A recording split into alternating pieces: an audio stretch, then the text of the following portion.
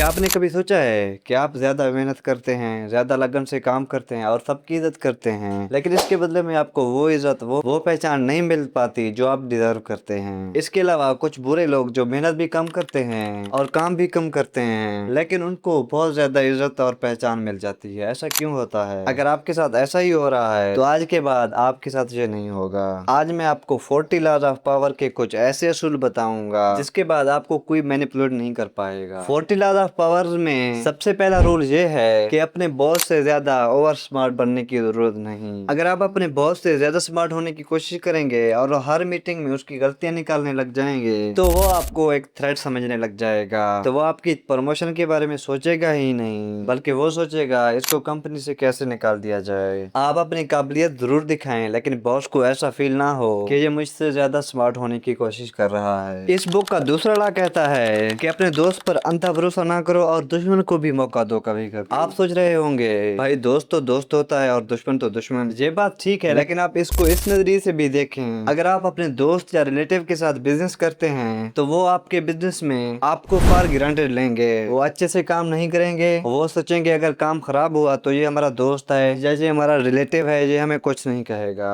और ना ही आप अपने दोस्तों और रिलेटिव को कुछ कह सकते हैं ज्यादा। लेकिन जब आप अपने दुश्मन को अपने काम में, बिजनेस में रखेंगे, तो वो हमेशा आपको ये प्रूव करने की कोशिश करेगा कि अब मैं आपका दुश्मन नहीं, अब हम साथ में बिजनेस पार्टनर हैं। इसी चक्कर में वो हद से ज्यादा काम करेगा और गलती करने से ज्यादा डरेगा, क्योंकि उसे लगता है अगर मैंने थोड़ी सी भी गलती की तो इसका ट्रस्ट मुझसे टूट जाएगा फिर से। इस क्लास से हमें यह सबक मिलता है कि हमें सिर्फ किरदार पे भरोसा करना चाहिए, ना कि रिश्ता या दोस्ती पे। इस बुक में थर्ड लॉ ऑफ पावर ये है, आप जो भी काम करें उसे छुपा के करें, किसी को भी ना बताएं। जैसा कि अगर आप एक YouTube चैनल खोलेंगे और अपने दोस्तों को बताएंगे, तो दोस्त कहेंगे ये क्या कर रहे हो, टाइम वेस्ट है, ये आपसे नहीं होगा। अगर वही YouTube चैनल आप छुप के सीक्रेटली चलाएंगे, तो आप उसमें कामयाब ज्यादा हो जाएंगे, क्योंकि सीक्रेटली आप चला रहे होंगे। तो अगर आप फेल भी हो गए तो आप किसी को जवाब देना नहीं समझेंगे और ना ही कोई आपको रोकेगा टोकेगा। इस क्लास से हमें यह सबक मिलता है कि अपने कामयाबी को बोलने दें, अपने काम को नहीं। इस बुक की फोर्थ लॉ ये कहती है कि कम बोलें और ज्यादा असर छोड़ें। जो शख्स कम बोलता है उसकी बातों का ज्यादा असर होता है। जैसा कि आप तन्वी भट्ट को जानते हैं, इसके शो में बाकी सब तो ज्यादातर बातें करते रहते हैं, ज्यादा बोलते रहते हैं, ज्यादा जोक्स लगाते रहते हैं, लेकिन इस शो में आप विशाल को भी जानते होंगे। विशाल कम बोलता है, लेकिन जब भी बोलता है तो सब वाह वाह करते हैं और सब उसकी बातों पर ज्यादा से ज्यादा हंसते हैं।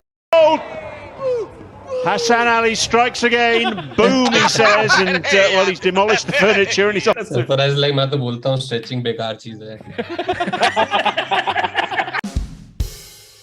इस क्लास से हमें यह सबक मिलता है कि हमें कम बोलना चाहिए और जब बोलें तो बहुत वैल्यू वाली बात ही बोलें। इस बुक की फिफ्थ लॉ ये कहती है, अपनी पर्सनैलिटी पर कभी आँच भी ना आने दें, क्योंकि लोग सुनी सुनाई बातों पर ही यकीन कर लेते हैं। जो आपके बारे में गलत कह रहा हो उसे भी ज्यादा से ज्यादा टोकें, क्योंकि लोग प्रोडक्ट से ज्यादा ट्रस्ट खरीदते हैं। एग्जाम्पल के तौर पर दो दुकानदार हैं, एक ईमानदार और एक बेईमान। अगरचे ही ईमानदार के पास चीजें ज्यादा महंगी हैं, लेकिन उसकी ईमानदारी की वजह से, ट्रस्ट की वजह से ज्यादातर लोग उसी के पास ही आते हैं। इस क्लास से हमें यह सबक मिलता है कि सबसे ज्यादा कीमती चीज ट्रस्ट है, जो आप लोगों में बिल्ड करते हैं। ट्रस्ट बनाने में तो हम सालों साल लगा देते हैं, लेकिन इसे टूटने में कुछ टाइम नहीं लगता।